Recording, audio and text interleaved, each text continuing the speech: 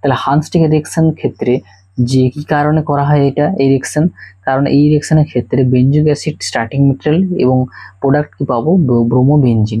তাহলে এই রিঅ্যাকশন সম্পূর্ণ হওয়ার জন্য যে প্রয়োজনীয় রিয়েজেন্ট তা হলো সিলভার নাইট্রেট, অ্যামোনিয়াম হাইড্রোক্সাইড এবং ফাইনাল স্টেপে অর্থাৎ যদি সিলভার নাইট্রেট এবং অ্যামোনিয়াম হাইড্রোক্সাইড মিশ্রিত করা হয় তাহলে বেনজোইক অ্যাসিড থেকে সিলভার সল্টের একটি কার্বক্সিল অ্যাসিড একটি সল্ট উৎপন্ন হবে। উৎপন্ন কার্বক্সিল সিলভার সল্টের কে যদি ব্রোমিন এবং সলভেন্ট হিসাবে যদি আমরা কার্বন টেট্রাক্লোরাইড ব্যবহার করি তাহলে ব্রোমিন এবং কার্বন টেট্রাক্লোরাইডের উপস্থিতিতে উত্তপ্ত করলে ওই সিলভার সল্টটি বিয়োজিত হয়ে ব্রোমোবেনজিন উৎপন্ন করবে। অর্থাৎ তাহলে বেনজিনের সঙ্গে যে অ্যাসিড গ্রুপ অর্থাৎ COO গ্রুপ, এই গ্রুপটি হচ্ছে কার্বন ডাইঅক্সাইড গ্যাসে নির্গত হবে এবং সিলভার অর্থাৎ Ag+ পার্টটি ব্রোমো Br2 থেকে একটি ব্রোমিনের সঙ্গে যুক্ত হয়ে AgBr অধিক্ষেপ উৎপন্ন করবে এবং অপর একটি Br পরমাণু বেনজিনের সঙ্গে যুক্ত হয়ে ব্রোমোবেনজিন উৎপন্ন করবে।